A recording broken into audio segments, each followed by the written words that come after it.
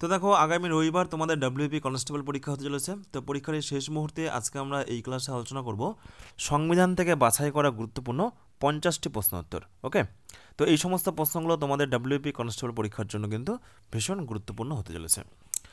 তো দেখো শুরু করছি আজকের এই গুরুত্বপূর্ণ ক্লাস, সংবিধান থেকে বাছাই করা 50টি গুরুত্বপূর্ণ প্রশ্ন।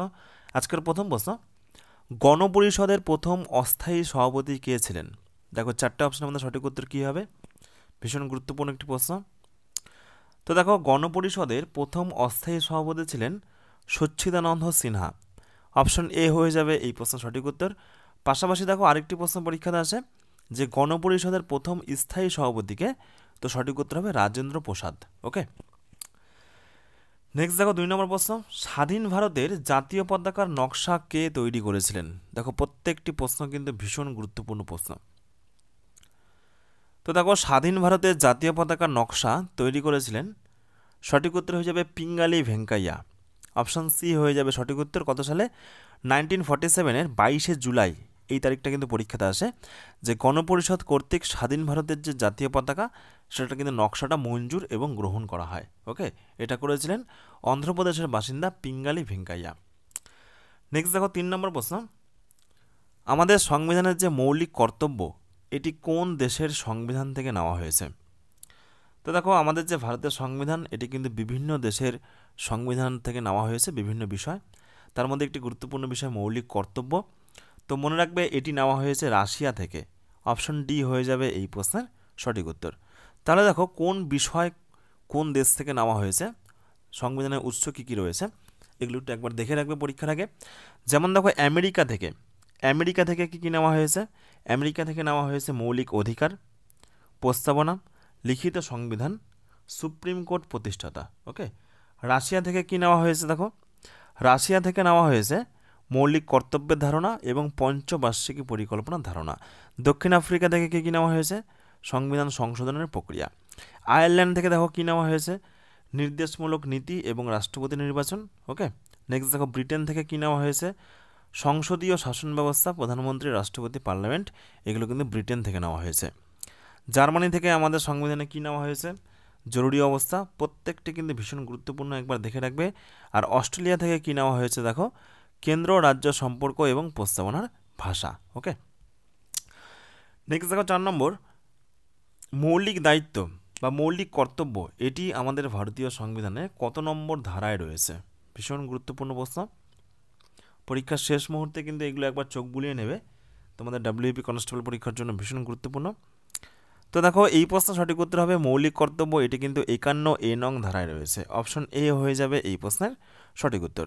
তো দেখো এগুলো মনে রাখবে, যেমন 1 থেকে 4 নম্বর ধারায় কী কী রয়েছে? ভারতীয় ভূখণ্ড, প্রশাসন, কোনো রাজ্যের সূচনা, এই সমস্ত গুরুত্বপূর্ণ বিষয়। 5 থেকে 11 নম্বর ধারায় রয়েছে নাগরিকত্ব সম্পর্কে আলোচনা। নেক্সট দেখো মৌলিক অধিকার, এগুলো রয়েছে 12 থেকে 35 নম্বর ধারায়। নেক্সট দেখো রাষ্ট্রের নির্দেশমূলক নীতি, এটি রয়েছে 36 থেকে 51 নং ধারায়। মৌলিক কর্তব্য 51A নং ধারায়। নেক্সট দেখো কেন্দ্রের শাসন ব্যবস্থা এবং সরকার, এটি রয়েছে 52 থেকে 151 নং ধারায়। নেক্সট দেখো অ্যাটর্নি জেনারেল, এটা কিন্তু পরীক্ষাতে আসে 76 নং ধারায়, এবং অ্যাডভোকেট জেনারেল এটি হয়ে যাবে 165 নং ধারায় রয়েছে। আরও বেশ কিছু গুরুত্বপূর্ণ সংবিধানের ধারা, এগুলো কিন্তু তোমরা দেখে রাখবে। যেমন দেখো হাইকোর্টের কার্যাবলী, এটি 214 থেকে 232 নং ধারায় রয়েছে। পঞ্চায়েতি রাজ পরীক্ষাতে আসে 243 নং ধারায় রয়েছে। নির্বাচন কমিশন 324 নং ধারায় রয়েছে। ইউপিএসসি, স্টেট পিএসসি, এগুলো হচ্ছে 315 থেকে 323 নং ধারায় রয়েছে। জাতীয় জরুরি অবস্থা 352, রাষ্ট্রপতি শাসন 356, অর্থনৈতিক জরুরি অবস্থা 360। তাহলে দেখো এই যে আমাদের ভারতবর্ষের সংবিধানে 3 প্রকার জরুরি অবস্থার কথা বলা হয়েছে, একটা হচ্ছে জাতীয়, একটা হচ্ছে রাষ্ট্রপতি শাসন বা কোনো একটা রাজ্যের জরুরি অবস্থা, আর একটা হয় অর্থনৈতিক জরুরি অবস্থা। তো এগুলো কত নম্বর ধারায় রয়েছে এগুলো কিন্তু মনে রাখবে। নেক্সট দেখো সংবিধান সংশোধন প্রক্রিয়া, এটি রয়েছে 368 নম্বর ধারায়। ওকে ফ্রেন্ডস, এরপর দেখো নেক্সট 5 নম্বর প্রশ্ন, রাজ্যসভার সদস্য হতে কমপক্ষে কত বছর বয়স প্রয়োজন? তো দেখো আমাদের পার্লামেন্টের দুটো কক্ষ, একটা রাজ্যসভা একটা লোকসভা। রাজ্যসভা মানে হচ্ছে আপার হাউস, লোকসভা মানে লোয়ার হাউস। ওকে, তো মনে রাখবে রাজ্যসভার সদস্য হতে মিনিমাম 30 বছর বয়স হওয়া প্রয়োজন, আর লোকসভাটা হবে মিনিমাম 25 বছর বয়স হওয়া প্রয়োজন। যেমন দেখো রাষ্ট্রপতি, উপরাষ্ট্রপতি এবং রাজ্যপাল এই তিনটা ক্ষেত্রে মিনিমাম 35 বছর দরকার।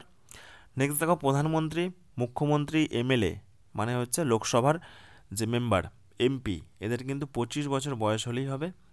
নেক্সট দেখো রাজ্যসভা সদস্য, এদের 30 বছর কমপক্ষে বয়স হওয়া প্রয়োজন। ফ্রেন্ডস, এরপর দেখো নেক্সট 6 নম্বর প্রশ্ন, সুপ্রিম কোর্টের বিচারপতির কার্যকালের মেয়াদ কত বছর?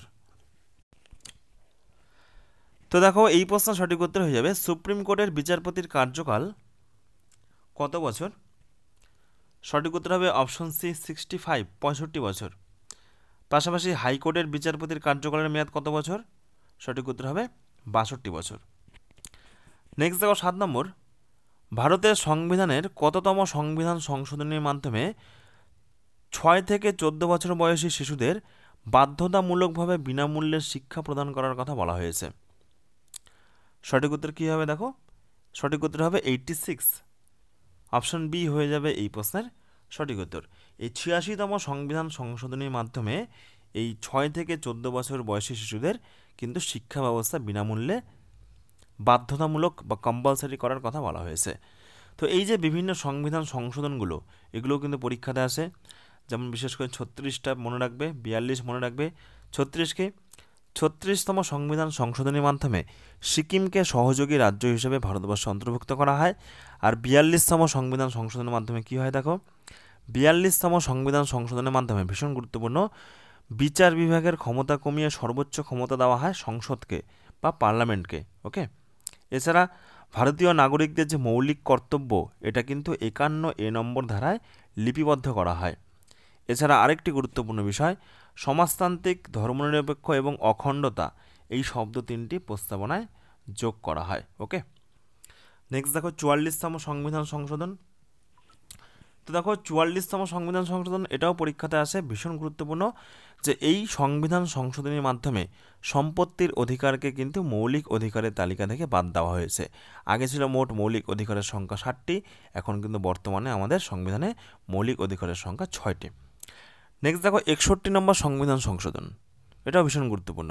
তো এই সংবিধান সংশোধনের মাধ্যমে কি হয়েছে দেখো, ভোট অধিকার লাভের যে প্রয়োজনীয় বয়স, সেটা কিন্তু ন্যূনতম 21 থেকে কমিয়ে 18 বছর করা হয়েছে। আরেকটি মনে রাখবে, লাস্ট 101, এটার মাধ্যমে জিএসটি কিন্তু প্রবর্তন হয়, good and service tax. Friends, এরপর দেখো নেক্সট 8 নম্বর প্রশ্ন, ভারতের যে রাজ্যে লোকসভার আসন সর্বাধিক? সঠিক উত্তর কী হবে? উত্তরপ্রদেশ। অপশন সি হয়ে যাবে সঠিক উত্তর। আমরা বাছাই করা আলোচনা করছি সংবিধান থেকে গুরুত্বপূর্ণ 50টি প্রশ্নোত্তর। নেক্সট দেখো 9, ভারতের প্রথম মুসলিম রাষ্ট্রপতির নাম কি? তো ভারতের প্রথম মুসলিম রাষ্ট্রপতি হয়ে যাবে জাকির হোসেন। অপশন বি হয়ে যাবে এই প্রশ্নের সঠিক উত্তর। নেক্সট দেখো 10 নম্বর, ভারতের সংবিধানের প্রস্তাবনাটির খসড়া রচনা করেছিলেন নিচের কোন ব্যক্তি? সঠিক উত্তর হয়ে যাবে জওহরলাল নেহেরু। অপশন বি হয়ে যাবে এই প্রশ্নের সঠিক উত্তর। ভীষণ গুরুত্বপূর্ণ প্রশ্ন। তো এরপরে দেখো নেক্সট 11, কোনো বিল অর্থ বিল কিনা সে সম্পর্কে সিদ্ধান্ত নেন কে? সঠিক উত্তর কী হবে দেখো, তো দেখো কোনো বিল অর্থ বিল কিনা সে সম্পর্কে সিদ্ধান্ত নেন লোকসভার অধ্যক্ষ বা লোকসভার স্পিকার। অপশন ডি হয়ে যাবে এই প্রশ্নের সঠিক উত্তর। নেক্সট দেখো 12, ওয়েলফেয়ার স্টেট সম্পর্কে বলা হয়েছে কোথায়? প্রস্তাবনায়, মৌলিক অধিকার, নাকি নির্দেশমূলক নীতিসমূহে, নাকি মৌলিক কর্তব্যে? তো দেখো ওয়েলফেয়ার স্টেট সম্পর্কে বলা হয়েছে নির্দেশমূলক নীতিসমূহে।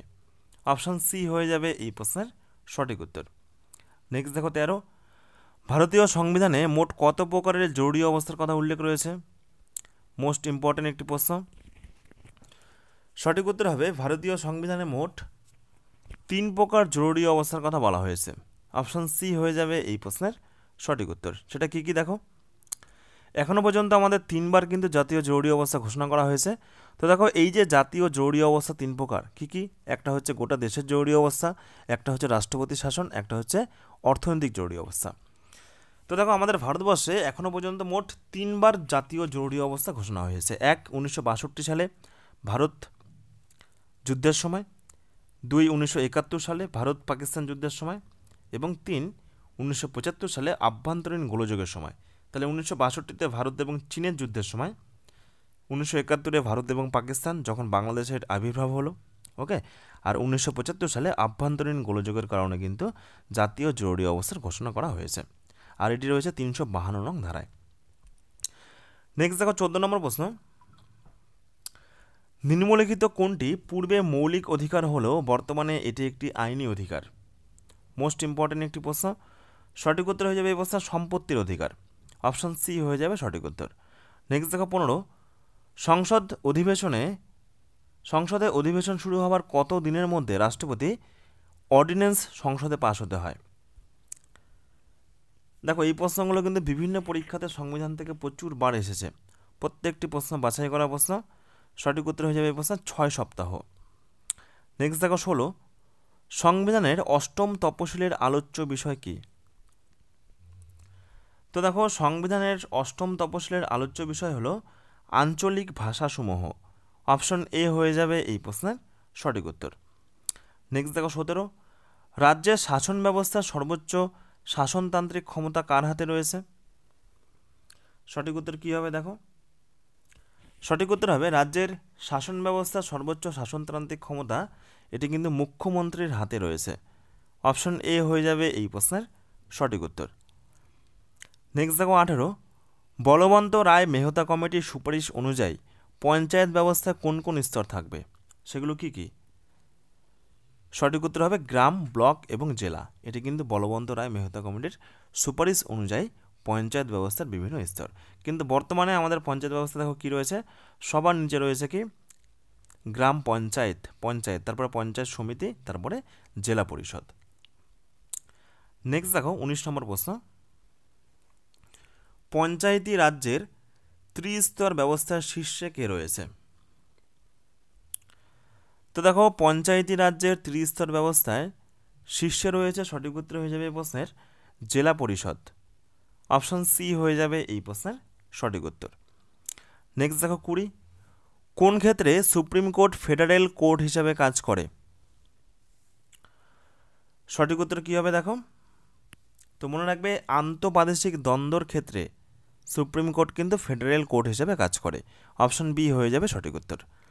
নেক্সট দেখো 21, নিয়োগের সময় রাষ্ট্রপতিকে শপথ বাক্য পাঠ করান কে? তো দেখো নিয়োগের সময় রাষ্ট্রপতিকে শপথ বাক্য পাঠ করান ভারতের প্রধান বিচারপতি। তো কে কাকে শপথ বাক্য পাঠ করাচ্ছে এগুলো গুরুত্বপূর্ণ। যেমন ভারতের প্রধানমন্ত্রীকে শপথ বাক্য পাঠ করান রাষ্ট্রপতি, ভারতের উপরাষ্ট্রপতিকে শপথ বাক্য পাঠ করান রাষ্ট্রপতি, ভারতের অ্যাটর্নি জেনারেলকে শপথ বাক্য বা নিয়োগ করেন রাষ্ট্রপতি, আর সুপ্রিম কোর্টের প্রধান বিচারপতিকে শপথ বাক্য পাঠ করেন রাষ্ট্রপতি। ওকে, দেখো আরও রয়েছে, এগুলো কিন্তু পরীক্ষার জন্য গুরুত্বপূর্ণ। ভারতের যে কোনো রাজ্যের মুখ্যমন্ত্রীকে শপথ বাক্য পাঠ করানকে সেই রাজ্যের রাজ্যপাল, ভারতের যে কোনো রাজ্যের রাজ্যপালকে শপথ বাক্য পাঠ করানকে হাইকোর্টের প্রধান বিচারপতি, আর এমএলএদের শপথ বাক্য পাঠ করানকে সেই রাজ্যের রাজ্যপাল। অর্থাৎ কে কাকে শপথ বাক্য পাঠ করাচ্ছে, তো এই টপিক থেকে কিন্তু বিস্তারিত প্রত্যেকটা প্রশ্ন এখানে আলোচনা করা হলো। ফ্রেন্ডস, এরপর দেখো নেক্সট 22 নম্বর প্রশ্ন, তথ্যের অধিকার আইন বা আরটিআই, রাইট টু ইনফরমেশন, তথ্যের অধিকার আইন বা রাইট টু ইনফরমেশন এটি কবে থেকে কার্যকরী হয়? মনে রাখবে 2005 সাল থেকে। নেক্সট দেখো 23, স্বাধীনতার পর ভারতের সংহতির ক্ষেত্রে কে গুরুত্বপূর্ণ ভূমিকা পালন করেন? তো দেখো এই প্রশ্ন সঠিক উত্তর হয়ে যাবে স্বাধীনতার পর ভারতের সংহতির ক্ষেত্রে সর্দার বল্লভভাই প্যাটেল তিনি কিন্তু গুরুত্বপূর্ণ ভূমিকা পালন করেন। অপশন এ হয়ে যাবে এই প্রশ্নের সঠিক উত্তর। নেক্সট দেখো 24 নম্বর প্রশ্ন, ভারতীয় সংবিধানের জনক বলে পরিচিত নিম্নের কে? তো দেখো এই প্রশ্ন সঠিক উত্তর হবে ভারতীয় সংবিধানের জনক বলা হয় ডক্টর বি.আর. আম্বেদকরকে। ভীষণ গুরুত্বপূর্ণ একটি প্রশ্ন, অপশন সি হয়ে যাবে সঠিক উত্তর। নেক্সট দেখো 24 নম্বর প্রশ্ন, ভারতীয় সংবিধানের জনক বলে পরিচিত কে? দেখো সংবিধানের জনক,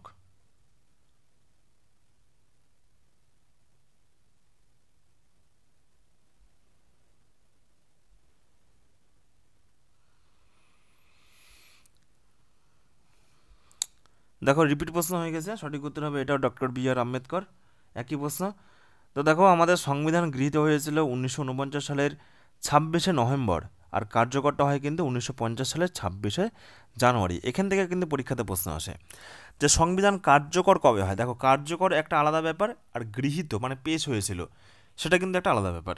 ওকে, তো গৃহীত হয়েছিল 1949-এর 26শে নভেম্বর, ঠিক তার 2 মাস পর 1950 সালের 26শে জানুয়ারি সেই সংবিধান অনুযায়ী কিন্তু কাজ শুরু হয় বা সেটা কার্যকর হয়। নেক্সট দেখো 25 নম্বর প্রশ্ন, ভারতের সংবিধানে পঞ্চায়েতি রাজ নিম্নের কোনটিতে অন্তর্ভুক্ত করা হয়েছে? সঠিক উত্তর কী হবে? দেখো, সঠিক উত্তর হয়ে যাবে রাজ্য তালিকা।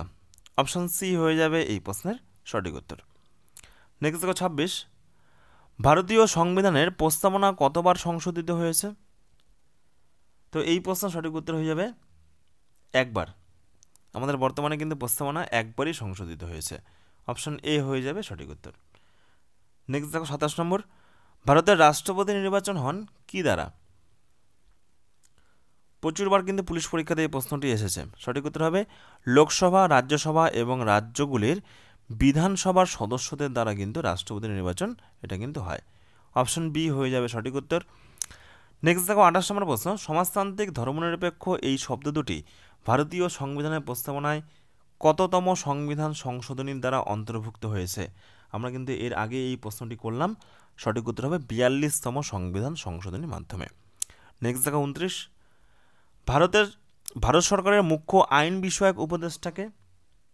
সঠিক উত্তর হবে অ্যাটর্নি জেনারেল। নেক্সট দেখো 30, তোমাদের পরীক্ষার শেষ মুহূর্তের কিন্তু প্রস্তুতি চলছে।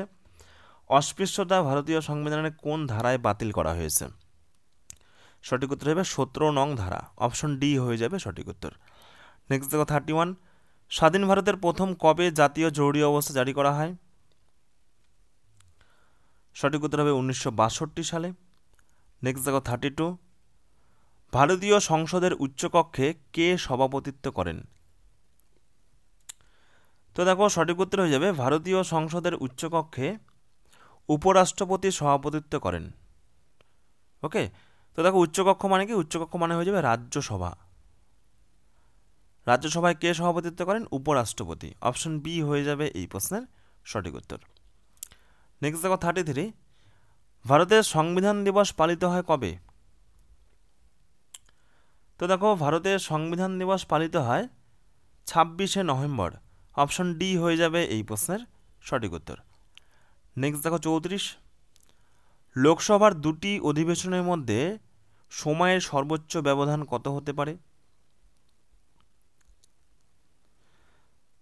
তো দেখো, লোকসভার দুটি অধিবেশনের মধ্যে সময়ের সর্বোচ্চ ব্যবধান সঠিক উত্তর হবে 6 মাস।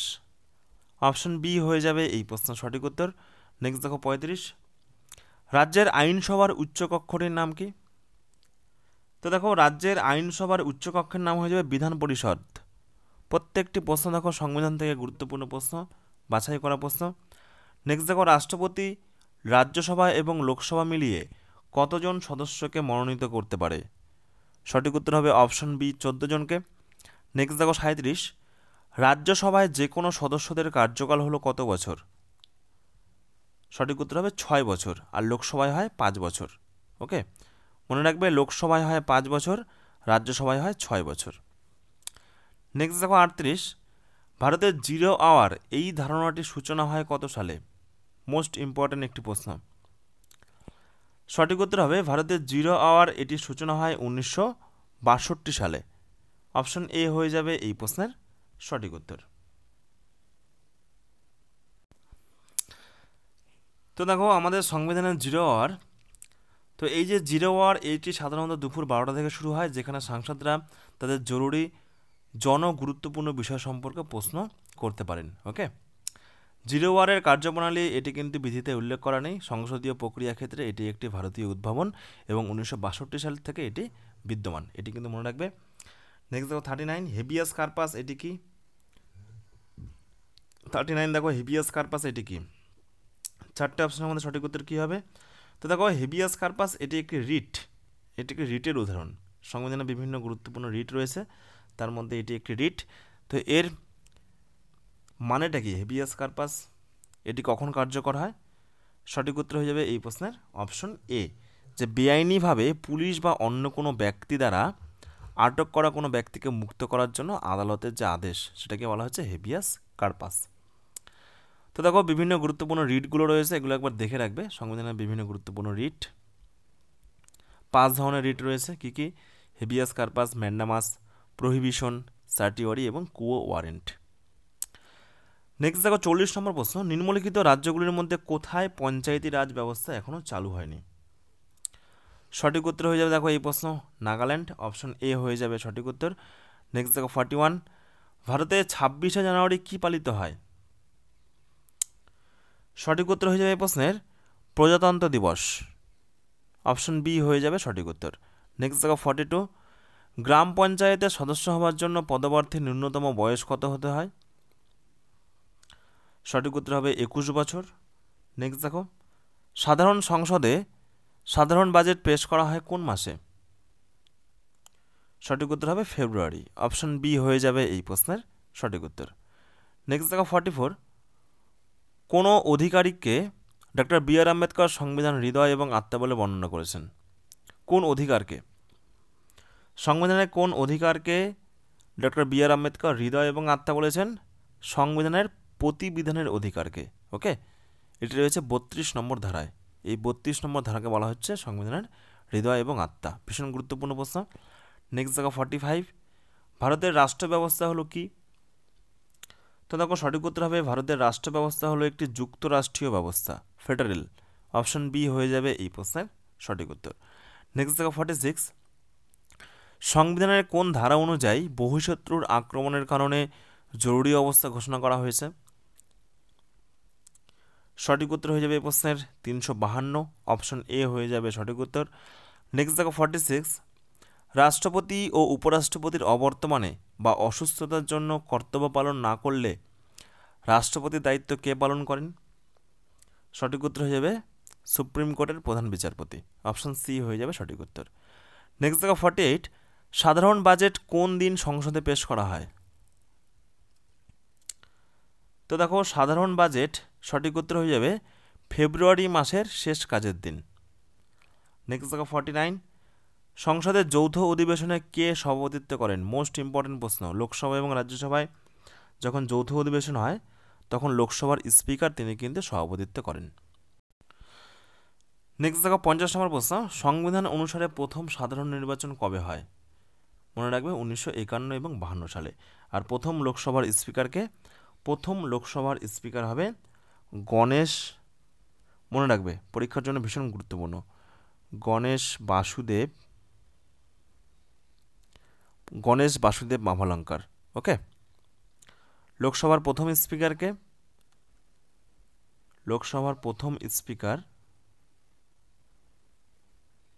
কে জি ভি মাভলঙ্কার।